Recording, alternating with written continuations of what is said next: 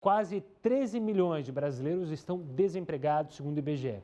Esse número se refere ao primeiro trimestre deste ano. Na comparação com os últimos 3 meses de 2019, houve um aumento de 12,12% na taxa, ou seja, é um número que assusta. Mas quais são os setores que mais estão demitindo atualmente? Quem explica para a gente é Joelson Sampaio, coordenador do curso de Economia da FGV. Joelson, obrigado pela participação aqui conosco. Esses dados são recentes, ainda pega pouco da pandemia, né? A gente ainda não tem o resultado do que a pandemia pode ter causado no nosso mercado de trabalho. Mas ainda assim, quais são os postos de trabalho que mais sofreram nesses últimos meses? Boa noite. De fato, esses dados eles representam um cenário ainda bem no início, ou seja, a gente não tinha restrição de circulação. A data de coleta, que fecha em março, a gente começou a ter mais restrições no final, que de alguma forma esses dados não refletem ainda essa realidade, né?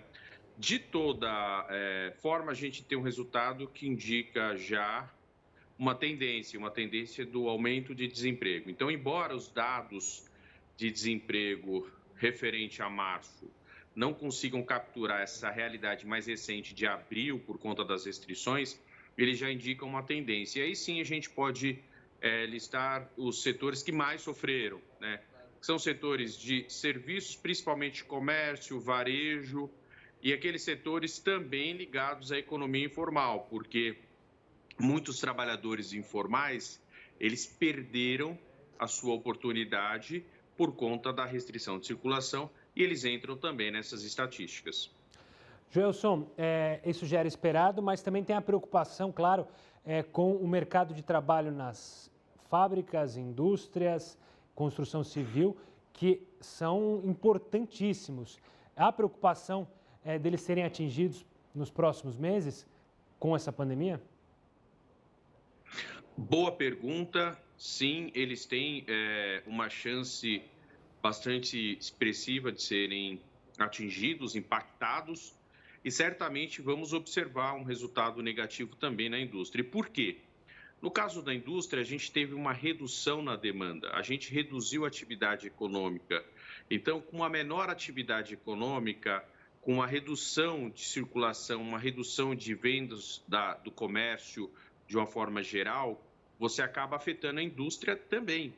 Então, a gente vai observar esses resultados, infelizmente, também afetando as indústrias.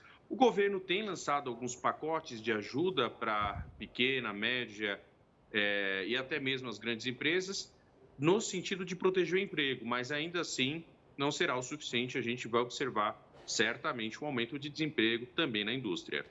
Joelson, olhando um pouquinho mais para frente, imaginando o fim dessa pandemia, ainda há uma preocupação muito grande, porque a gente já tinha uma mão de obra ociosa nos últimos meses, ou seja, vagas de pessoas em postos de trabalho, mas trabalhando um pouco em tempo menor, carga horária menor.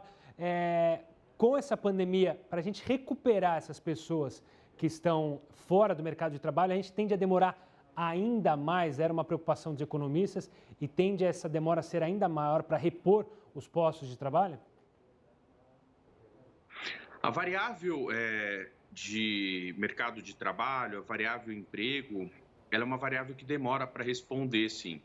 Então, essa pergunta que você fez, ela é importante para o telespectador entender que a variável emprego, ela é a variável que demora mais para sofrer numa crise, mas também demora muito mais para se recuperar, porque existe uma, digamos que, restrição e uma dificuldade de contratação que faz com que as empresas elas tenham uma certa rigidez para contratar, porque elas querem ter muita clareza que, de repente, não vão precisar demitir também. Então, essa rigidez acaba, assim, retardando o processo. O que o governo precisa fazer é ter uma recuperação, um plano de recuperação econômico consistente, rápido, que dê resposta para a atividade econômica conseguir recuperar os postos de empregos que a gente tem perdido por conta da crise. Mas, de fato, essa crise ela não é uma crise só de curto prazo para o emprego.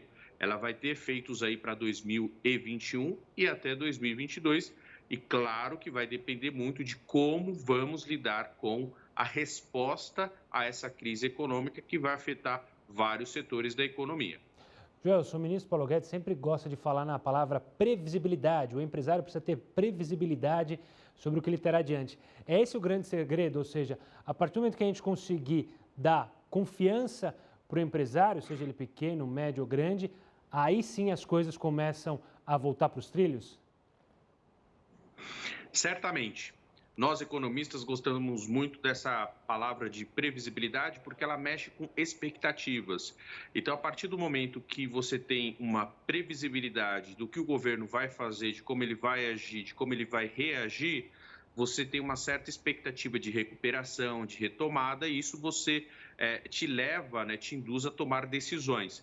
E para o empresário isso é muito importante, ou seja, a partir do momento que ele tem clareza, consegue ter uma previsão de práticas, de adoções, de políticas públicas para a retomada do crescimento, isso vai afetar a decisão dele, sim, de contratação, de produção, de expansão. Caso contrário, ele prefere esperar para ter mais clareza, ter mais informação e aí sim mais previsibilidade sobre o futuro para tomar a sua decisão. Gelson, quero agradecer demais a sua participação aqui no Jornal da Record News, nosso bate-papo, claro, pensando aí em como recuperar esses empregos que estão deixando, infelizmente, o país, mas claro que a gente fica atento a qualquer movimentação, tanto da área econômica, do governo federal, das medidas, e sempre você vai ter a notícia aqui.